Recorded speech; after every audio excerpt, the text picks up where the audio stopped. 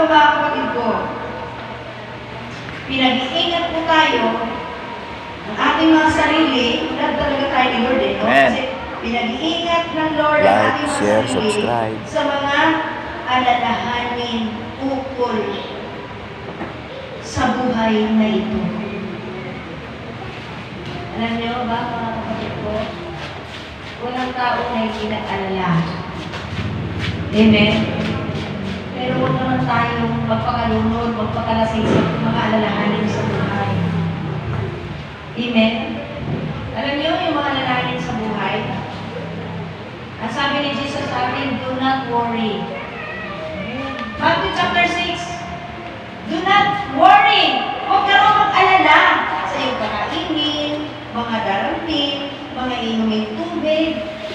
Huwag daw po tayong mag-alala. Sapagkat ang mga bagay na ito ang kinahumalingan ng mga tao wala pang paniniwala sa Diyos. Kaya pag nag-alala po tayo sa ating kakainin, sa ating darampin, sa ating inuming mga tubig,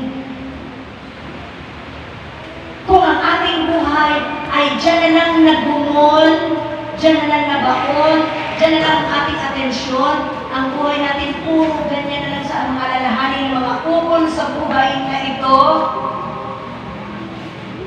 pinag-iingat tayo ng Panginoon. Amen. Hello?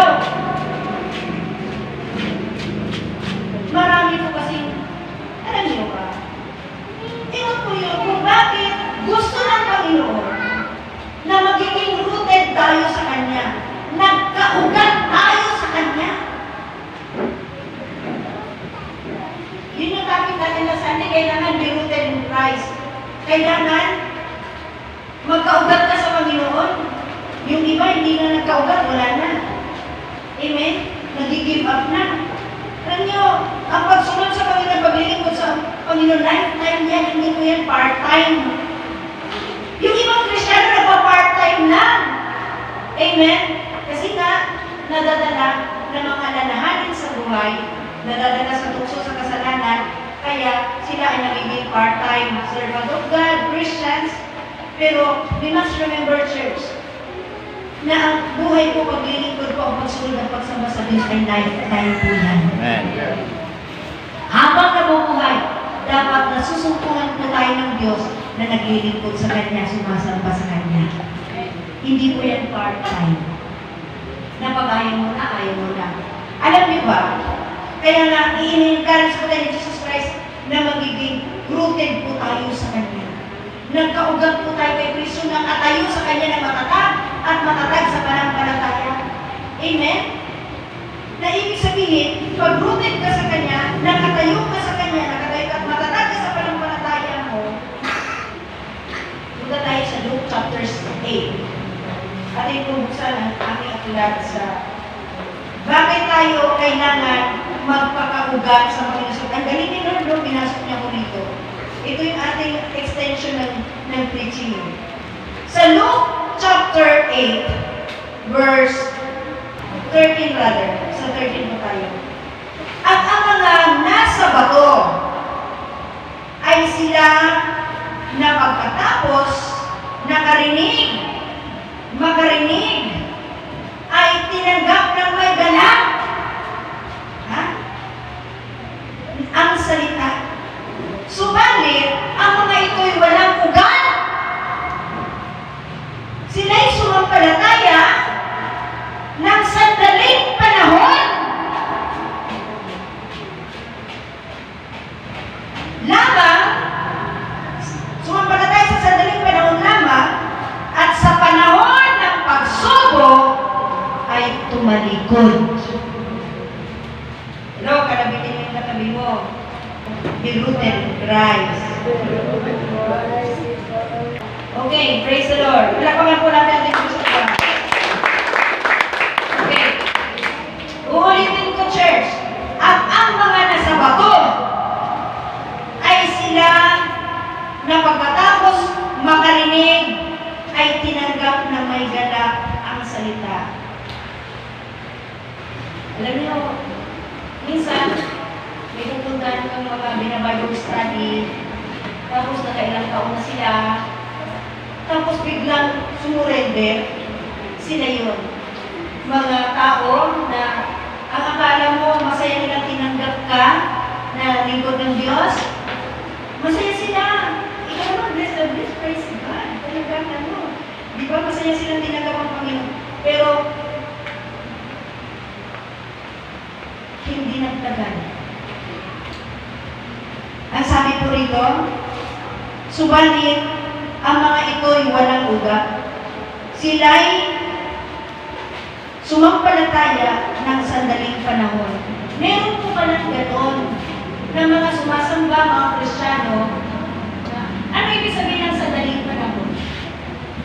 Kung hindi ka nakakatagal hanggang wakas sa Panginoon. Yan ang sandaling panahon. Amen? Nagsimula ka na, nasa kaligitnaan ka na, you are almost in the finish line, pero nag-back out ka. Nasa loob ka ng sandaling panahon yan. Kasi pag hindi sandaling panahon ng iyong pananampalataya, habang panahon na ikaw nabubuhay, nagpapatuloy ka. Amen? Ito yung mga babae at lalaki Kristiyano, mga likod ng Diyos o Christians, na nakatanim ang binhi sa kabatuhan. Kapag kabatuhan, syempre meron pa ng konti lang. So, hindi daw po nag-ugat. Amen?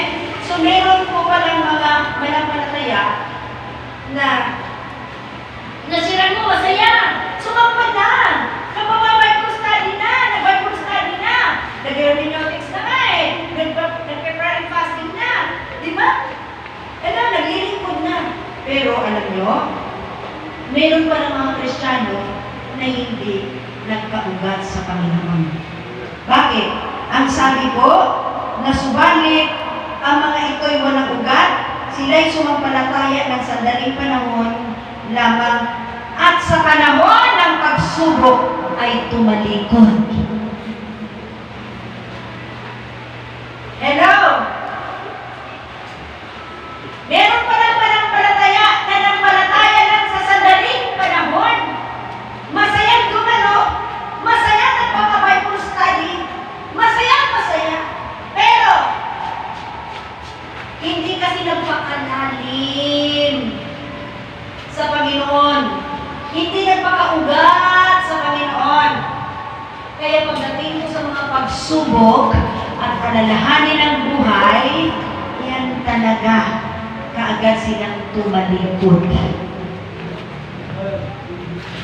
Kaya dapat ang tao, tama ang sinabi ni St. Paul, na be rooted in Christ, nakatayo kay Kristo, nagpakatatag sa pananampalataya.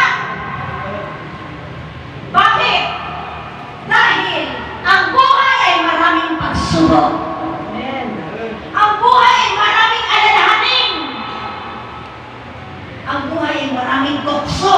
Buhay si Satanas para hadlangan ka na makapagpatuloy ka. Hadlangan ka para ma-restore ka sa iyong paglilingkod. Hadlangan ka sa lahat niyang paghahadlang. Amen? Tingnan niyo yung patuturo ni Sister Laura kanina. In how many years? In 2 years time? Hindi naman siya nung pinaiinggitan. Pero nung nagbalik loob siya sa Panginoon, nandiyan na, umatake ng kaaway. Amen? Kasi, siya ay nagpaparestore na sa Lord. Siyempre, si Satanas, gawin niya lahat ng pagganang pandaraya, lahat ng pambubwesit, gagawin niya yan para mag-give up ka.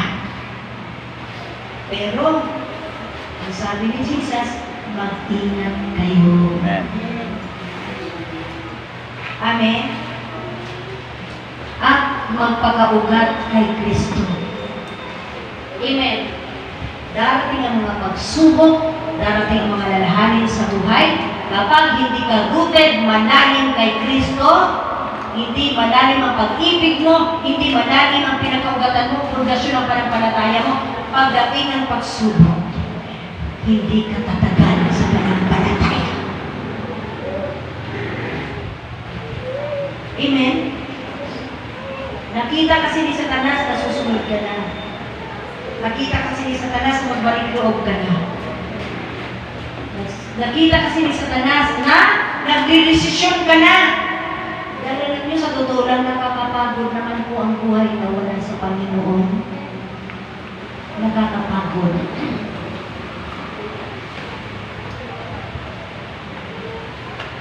Nakakapagod. Gusto ba natin mapagod? Di ba ayaw natin mapagod? Kaya nga, yung great invitation ng Lord sa Matthew 11:28, kung mapit kayo sa akin, kayo natin napapagod. Hindi na mapagod. Pinapalapit ni Lord yan sa Kanya. Kasi ayaw na tayo mapagod.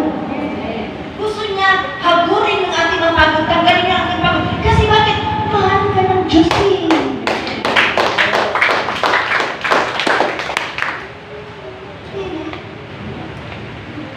Kaya nga, ayaw ng Lord na hindi ka rooted sa Kanya. Kailangan nagkaugat ka sa Panginoon. At anong sabi mong last Sunday, paano ka magkaugat? Being rooted in Christ? Ay, paano daw? Being rooted in Christ means you are connected in the prayer life, in your Bible study, and you are connected in the community of believers. Dapat konektado ka para lumago ka, para magkaugat ka.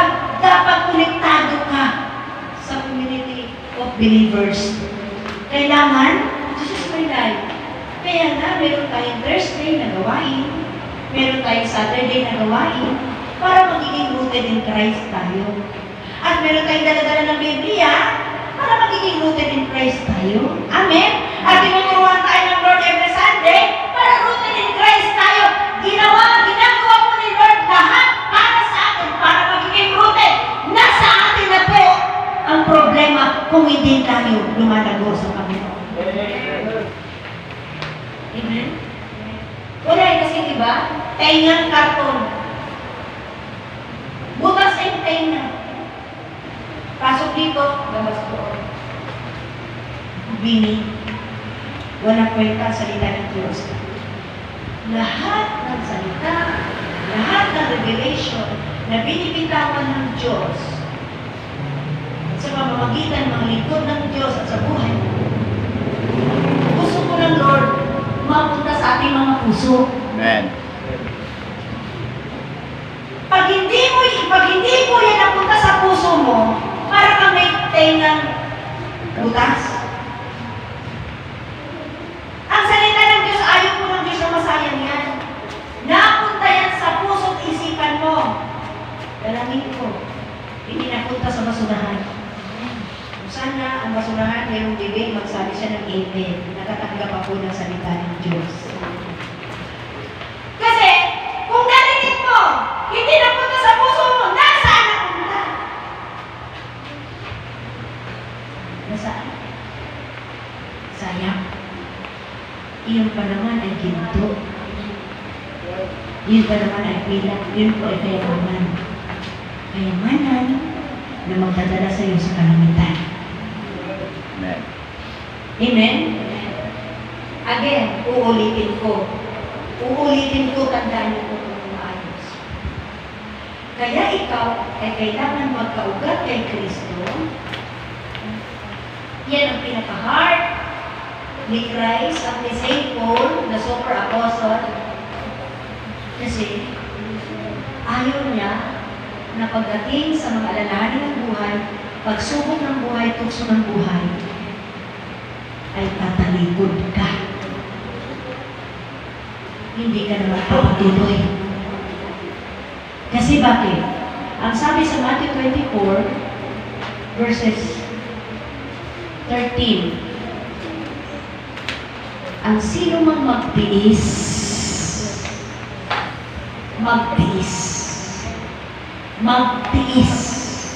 when we say magtiis, hindi masaya yun. Nagtitiis ka. Marami kang gusto, pero hindi mo ginagawa kasi nagtitiis ka sa Panginoon. Amen? Ang sino mang magtiis, hanggang wakas,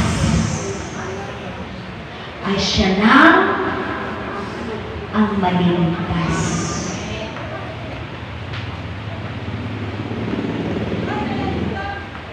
Kalagay mo katabi mo magtiis ka, mahal ka ng Panginoon. Mahal din kita kay Lord. Mag-taste ka. Turin. Kaya, sabihin mo, be rooted in Christ, ha? Be rooted in Christ. Huwag ka na nagwatsa. Be rooted in Christ. Huwag ka na lagi hawak cellphone. Huwag ka na lagi TV, artista. Huwag ka na lagi. Hello!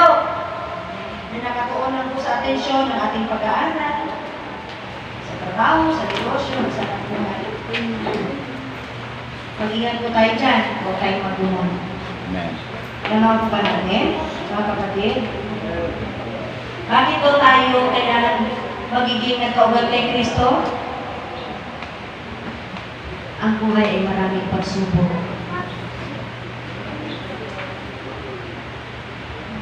Hello? Ang buhay ay maraming alalahanin. Ang buhay ay maraming tukso. Buhay si Satanas. Upang tumatag ka sa iyong panampalataya, ano man ang darating, pag rooted in Christ ka, hampasin ka man ng maraming bagyo ng buhay, pagsubok ng buhay, alalahanin ng buhay, pag rooted ka in Christ, hindi ka kaya itumba ng mga bagay na ito. Kaya anong pumasa ng demonyo sa ating lahat? Anong dumarating mga pagsubok sa kitang karamdaman? Ano mga ating pag-iyak? Ano mga ating mga kalungkutan? Mga dumarating sa buhay ng mga dilubyo sa buhay. Gaano man ito kabigat kapag rooted in Christ ka? Siyempre, minsan parang ano ito, di ba? Yung punong kahoy, gumagano na Pero malalim pala ang pagkaugat niya, grabe. Hindi siya kaya itumba ng malakas na hangin. Amen? Malakas ang tukso na darating sa iyo. Amen? Malakas ang pagsubok. Pero tingnan mo, kahit nasa pagsubok ka, nasa tukso ka, nasa lalahanin ng buhay ka, nakapagsamba ka pa rin. Hello! Hello!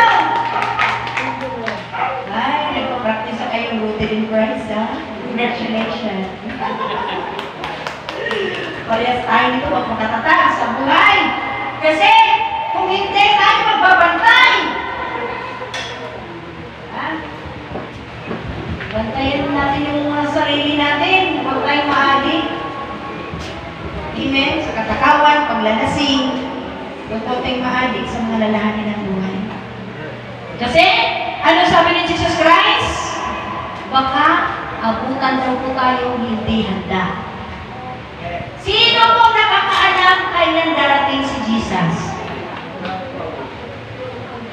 Wala! Wala, di ba? Ibig sabihin, dahil hindi po natin alam kung kailan siya darating, sa lahat ng panahon, sa lahat ng minuto, segundo, kung matalino ka, nagbabantay ka. Hello?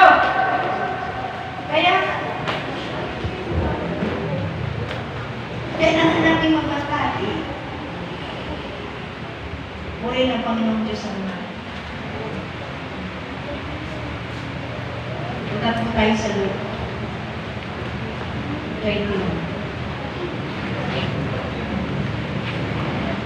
Alam niyo, ang ganda ng kailangan magbantay. Okay, sa verse 35. Sapagkat ito ay darating sa lahat ng nabubuhay. Darating sa iyo, darating sa akin, sa lahat ng tao sa ibabaw ng lupa. Church, bakit ay pinagbabantay ng Panginoon? Sa lahat ng tao sa balat ng lupa ay darating po, hindi lang po ang pagdating ng Panginoon ang ating binabantayan. Sino nakakalaan kailan ka mamatay? Kailan tayo mamatay? Kung matalino ka, matalino ako, binabantayan natin ang ating mga sarili. Hello?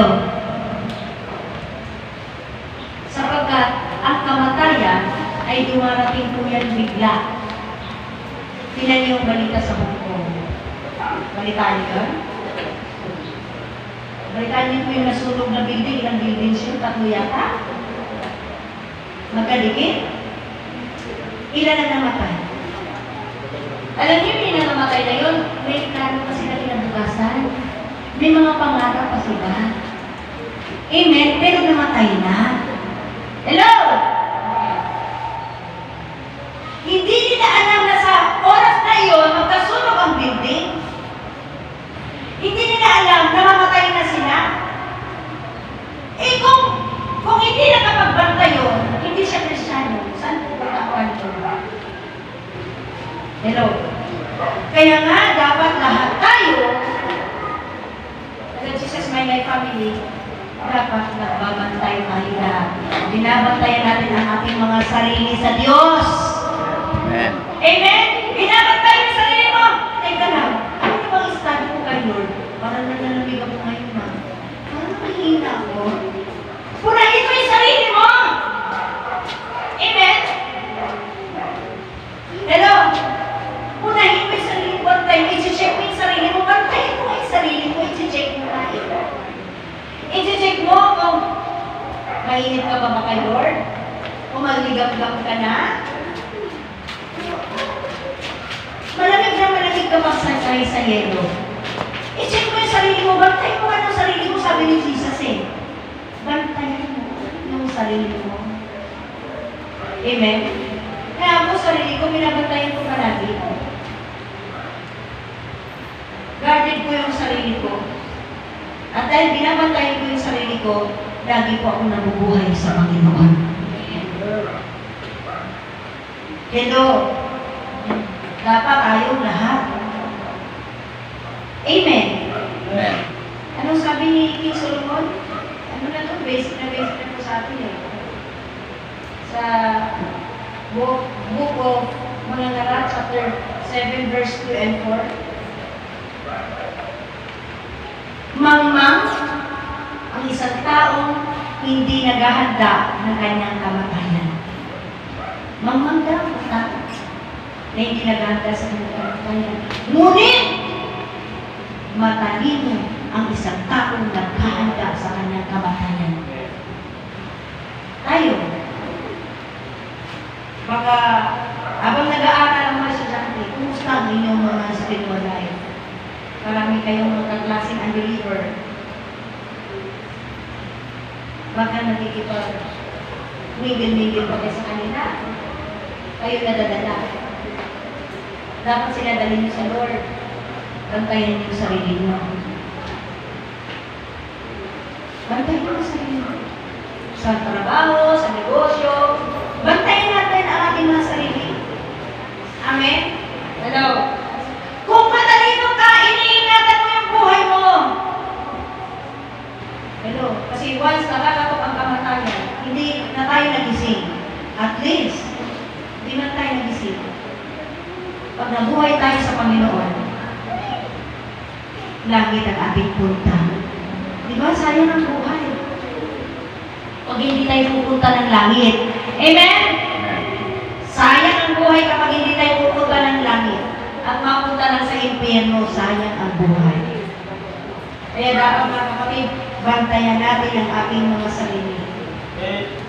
Okay? Again, kalabitin yung katabi mo. Close watch ka sa iyong sarili. Huwag sa kapwa ang iyong bantayan. Amen? So, maging handa. Maging rooted in Christ. Okay? Ang lahat ng ito ay pagsabayin. Prepared ka na, malalim ka na kay Lord. Ay, purihin ang Panginoon. Salamat sa Lord. Kung rooted ka sa Panginoon, ay walang problema dahil sa buhay nakatayo ka pa rin. Amen? Hello? Amen. At ang sabi sa Luke 21 verse 19, sa inyong pagtitiis ay makakamit ninyo inyong mga kaluluwa. Amen. Mga kapatid, magtiis. Ang daming pagtitiisan. Kung pamilya mo, ang daming pagtitiis sa pamilya, sa trabaho, sa negosyo. Ang dami. Pero kailangan mo magtiis. Na nasa Panginoon ka pa rin, habang inaayos mo yung pamilya mo, trabaho, negosyo, kailangan hindi ka nawawala sa Panginoon. Nanawa ba natin, church?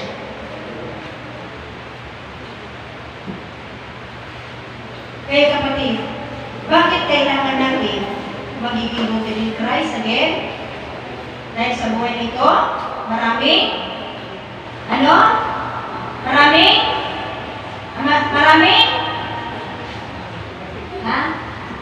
maraming pagsubok, maraming puso, maraming problema, maraming bigat.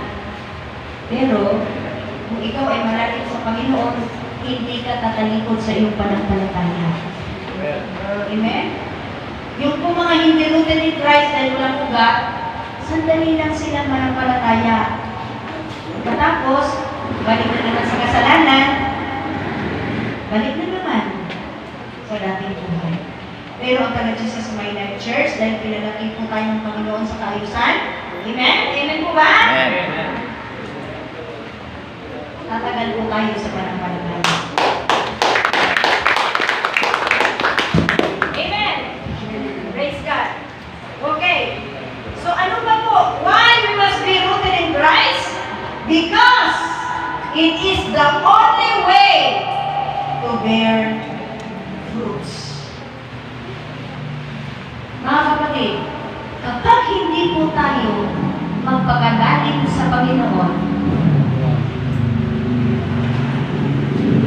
hindi po tayo magbubunga. Ang bunga ang kailangan. Again, diba? Chinek po ni Jesus yung puno ng igos kasi nagbutom siya. Amen? Nagbutom siya, chinek niya. Kasi nga, maraming dahon eh. Pero chinek niya walang bunga. Ano sabi niya? Magmula ngayon, hindi ka na mamumunga. Tapos biglang natuyo ang puno. Hindi kailangan ng Diyos ang maraming Kristiyano na walang bunga.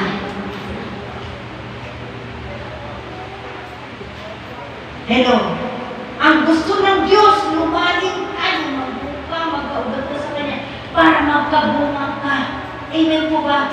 Kasi, ang bunga ay, Galatians 5:22, ang gusto ng Lord, magkaroon ka ng pag-ibig sa puso mo. Magkaroon ka ng kapayapaan sa buhay mo. Magkaroon ka ng kagalaan sa buhay mo. Magkaroon ka ng pagtitiis sa buhay mo. Kabutihang loob, kagandahang loob sa buhay mo. Pagpipigil sa sarili sa buhay mo. Gusto ng Panginoon, makamit mo lahat ng bungang yan. Amen. Kasi bakit?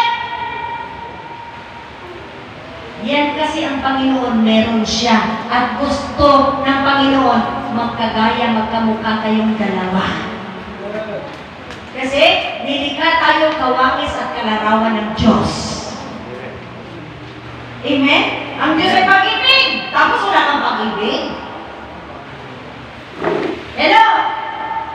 Ang Diyos ay kapayapaan. Tapos wala kang kapayapaan. Hello? Ang Diyos ay may kagalakan, source of joy. Tapos wala kang joy.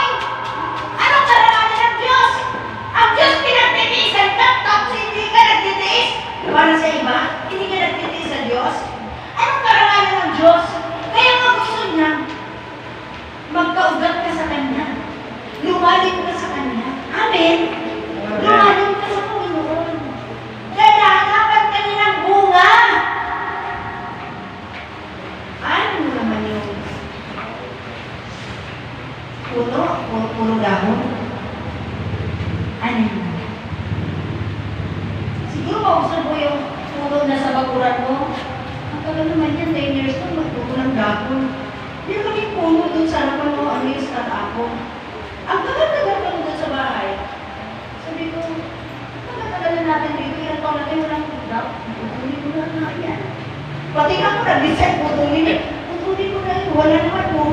nagwawalis-walis lang tayo. Di ba? Meron din po sa ating mga buhay mga kapatid. Kapag matagal na tayong Kristiyano, wala pa rin tayong bunga. At nakikaan natin sa hindi ka na talaga magbubunga. Wala na, kagaya ng bunga kahoy. Pag wala nga, hindi ka na magbubunga. O, ano na? Patay na! Eh, walang kwenta, walang pakinabang eh. Walang pakinabang, kaya dapat lahat ng Kristiyan may pakinabang. Pero bitin mo katabi mo, anong pakinabang mo sa Panginoon? Anong pakinabang mo sa Panginoon? Matagal ka ng Kristiyan, walang pakinabang ang Diyos sa'yo. Amen. Alam niyo mga kapatid ko, kaya na tayo, kailangan tayong lumago, tumatak sa panampalataya, kailangan natin magkaugat sa Panginoon, nang tayo po ay magkabunga. Dahil yung bunga na yun po yung pakinabang, kakainin po yun para mabusog ang marami. Amen. Paano mabusog ang marami? Ang salita ng Diyos galing sa'yo eh. Hindi ka naman lumalag mo sa Kanya. Nanawan po natin kapatid?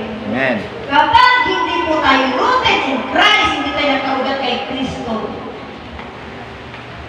hindi po tayo mamunga.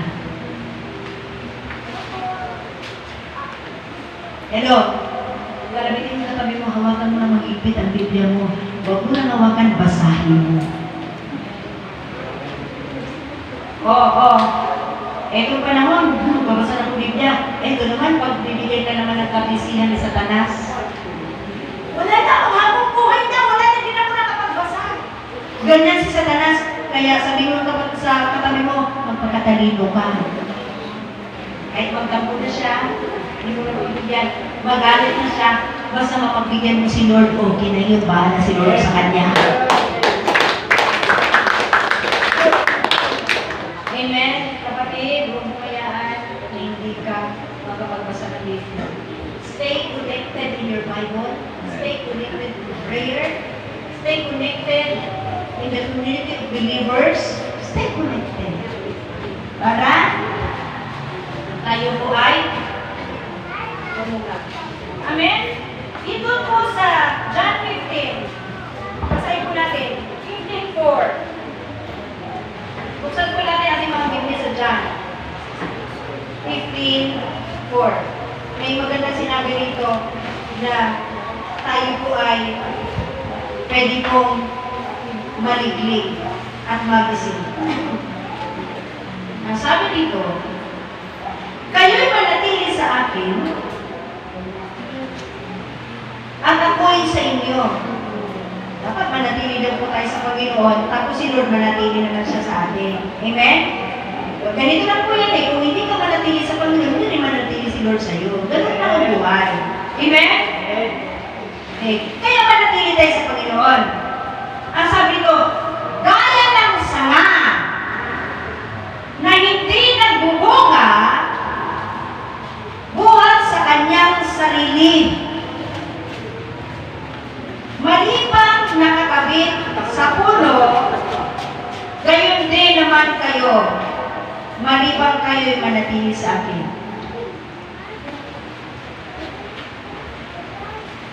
Atin pong bigyan pansin diin ang salita.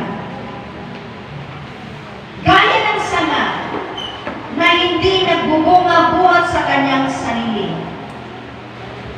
Gaya ng sanga na hindi nagbubunga buhat sa kanyang sarili. So, mga kapatid, ang ibig sabihin ko, na kapag tayo ay hindi connected kay Jesus, sa sarili nating kaparaanan, talino, kakayanan, ay hindi po tayo kayang magbunga. So, ibig sabihin, kailangan manatili tayong konektado sa Panginoon. Amen. Kasi pag hindi tayo konektado sa Panginoon, sa ganang sarili, we are alone. Hindi tayo connected sa community of believers, hindi connected sa prayer life mo, sa Bible reading mo. Ikaw yung sanga na sa sarili mo lang nabubuhay. May sanga ba na hindi nakakabit sa puno na nabubuhay? Amen? Wala. Ang sanga dapat laging nakagabit sa puno in order na magkasipsip siya ng nutrient. Amen po ba? Kaya ibig sabihin mga kapatid ko, lagi ka dapat nakakunik kay Kristo. Minuto't segundo nakakunik ka kay Kristo. Nang sa ganun nakasipsip ka ng nutrient, lagi kang malakas pagdating sa pagsubok, problema, tukso, kasalanan ng buhay. Kung na-full kayo ng temptation, hindi na problema ng Panginoon yun. Problema mo yun. Bakit? Nabubuhay ka sa sarili mo eh.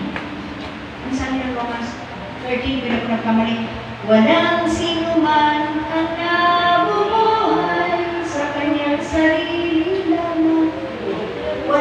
Sabi ka ng awit, diba? Hindi na rin sa awit.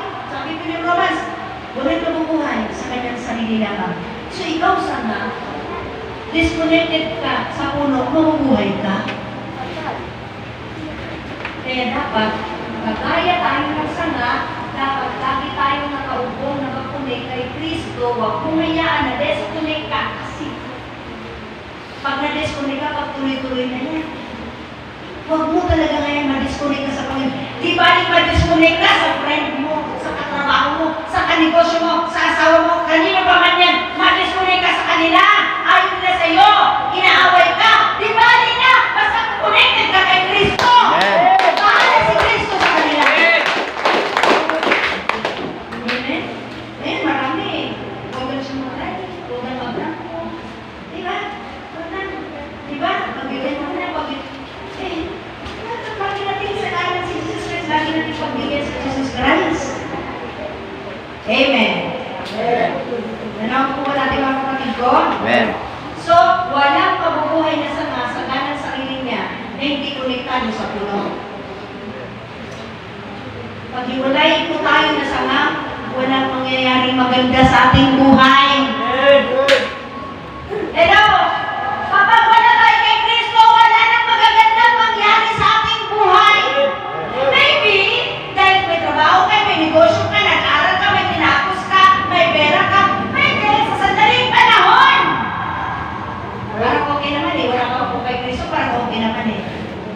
Pero at the end of your life, makikita mo, mapapansin mo, matagal ka naman nang hiwalay sa puno, matagal ka nang hiwalay kay Kristo, kaya lahat ng sinandalan mo, lahat ng kayamanan at pinag-aralan, lahat ng sinandalan mo sa buhay mo, na wala kang kay Kristo, lahat yan mga wala.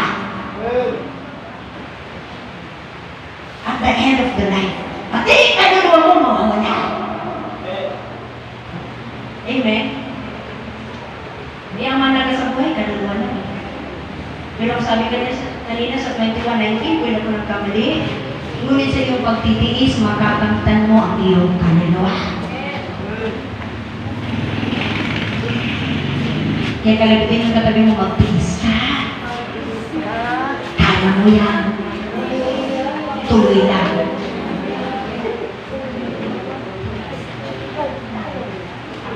Hello! Makikita naman natin Sunday kung sino magtiis tayo lahat dito. Magsama-sama tayo sa Panginoon. Amen. Amen. Kasi kailangan ko talagang pagtiisan yung kaligtasan mo eh. Amen.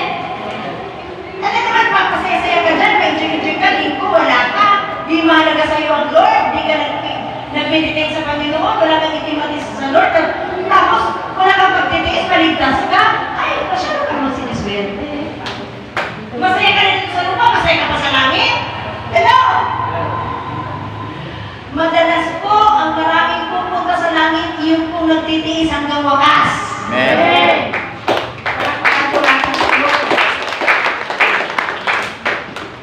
Yung isa sa pagtitiis, kahit gusto mo, nagtitiis ka, hindi mo ginagawa.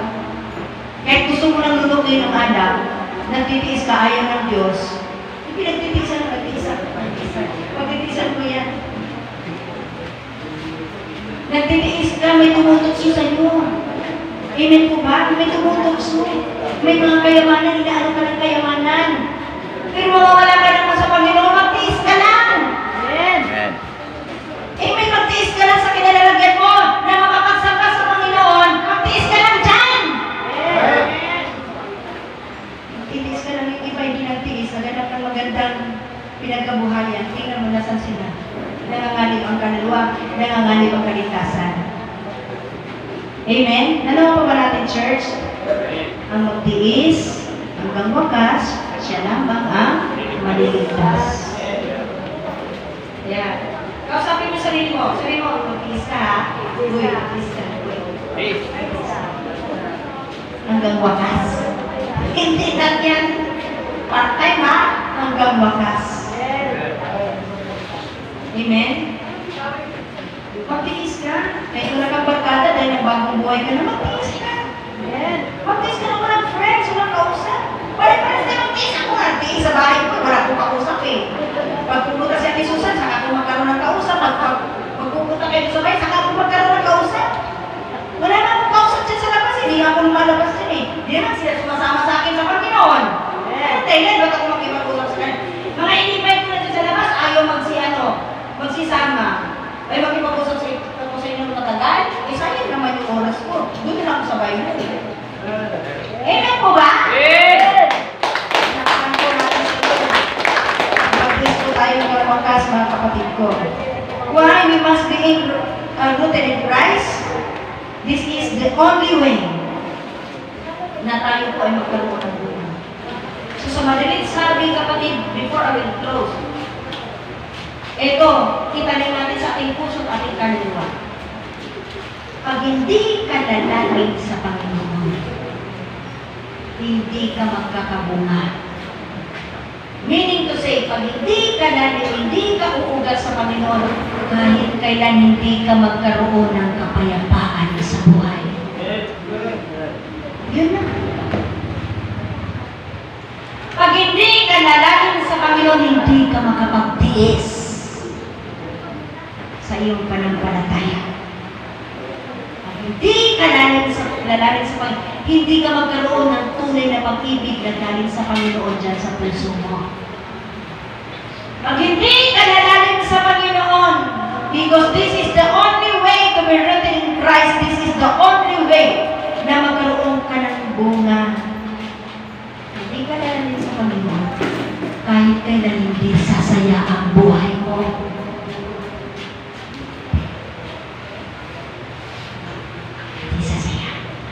Akala mo lang masaya ka ngayon. Then marami kang barkada, marami kang pera, pero hindi yan ang tunay na kaligayahan na gusto ng Panginoon ay sumasayo. Yung kaligayahan na galing laging magdadala sa sa kalangitan. Amen. The spirit of joy. Ang ibig sabihin, kapatid, pag hindi ka lalalim sa Panginoon, hindi ka magkaroon ng ibig, kapayapaan, kagalakan, pagtitiis, pagtsatsaga, kabutihang loob, kagandang loob, pagpipigil sa sarili. Wala lahat yan. At pag walang bunga, mamamatay. Magmula ngayon, hindi ka na magbubuka. Patay. Wala tayong choice, kundi magpaka-rooted in Christ para magbunga tayo lahat.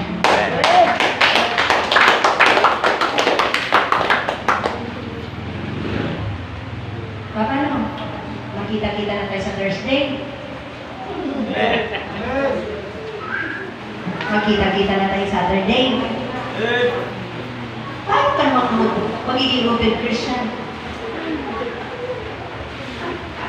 Hindi ka naman nakapagbasa ng Biblia. Hindi ka nakakapunta sa Thursday. Alam niyo po, pag Thursday and Saturday nagpapahayag ang Panginoon, hindi niyo nakakain, hindi niyo nakukuha. Hello? Gusto natin manores palagi ang ating soul? Punta ka ng Thursday. Amen. Punta ka ng Saturday. nag-revelation na kami sa Saturday, ang ganda ng mga revelation ni Lord. Para sa atin lahat sana yun. Kaso, ang iba sa atin wala. Paano? See you on Thursday. See you on Saturday. Kung talagang naghikinig ka sa preaching na ito at gusto mong lumalim, magkaugat kay Kristo, darating ka ng Thursday, darating ka ng Saturday.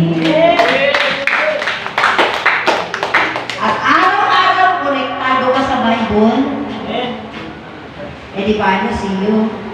Amen. See you, see me. See you every day.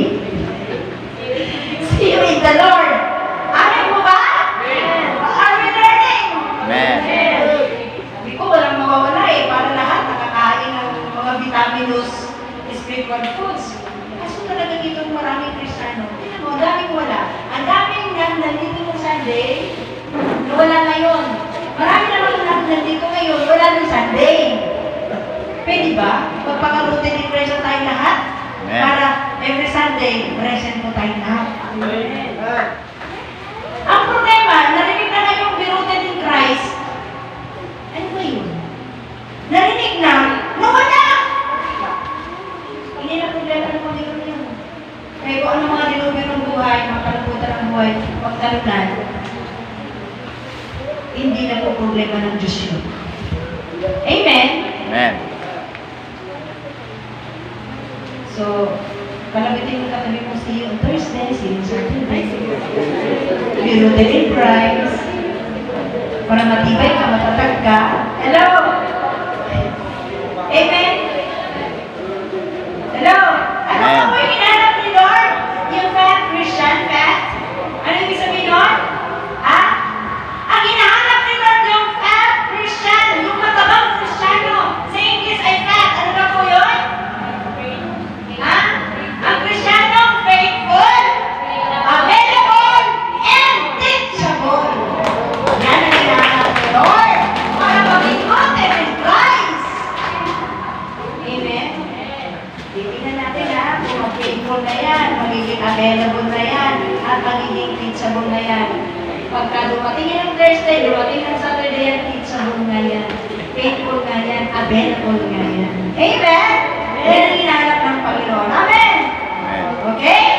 Church, once again, gusto ko kong baunin sa inyong mga puso. Magpagkadalim ka, magpakarutin ka sa Panginoon. Bakit? Pagkaya ng bihi nakatanim sa bato, buwan ng ugat. Hello? Pagdating daw, tinanggap daw po yung salita ng masaya, nagala, pero pagdating ng mga alalahanin sa buhay, kaagad sila, sumampalataya lang ng sandali, tapos, kaagad sila tumalikod sa Panginoon. Hindi ganitong uri ng panampalataya ang kailangan natin para tayo magtagumpay sa buhay. Amen? Wala kasing pagat eh. Kailangan magpakaugat tayo sa Biblia, ha mga kapatid? Ang Biblia, lagi mong kasama yan. Pag lagi mong kasama ang Biblia, lagi mong kasama ang Diyos. Kasi, ang Biblia, ang salita ng Diyos, at ang salita ng Diyos ay Diyos, John 1:14. Amen? Again, i-remind ko lang po, when we are praying, we are talking to God, and we are reading our Bible, God is talking to us. Amen.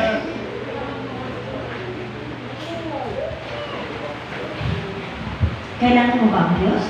Amen. Makipag-usap ka sa Kanya Amen. sa pamagitan ng pagbabasa ng Biblia. Amen. Alam niyo, pag nagbasa ka ng Biblia, gaano man kabigat ang iyong naramdaman? Dahil ang Biblia, ang salita ng Diyos, is alive and active. Amen. Buhay at mabisa, makapangyarihan. Lahat ng naramdaman mong takot, pangambadong, galit po, ako'y na nakikinig sa sarili. Lahat po ng naramdaman mo yan. Pag nagbasa ng Biblia, pag nagbabasa ka ng Biblia, dahil ang Biblia ay powerful, lahat yan lulusawin. Ang salita ng Diyos. Amen? Masaya na tayong lahat. Nakakain na naman tayo ng vitaminous foods for our soul. Let's all stand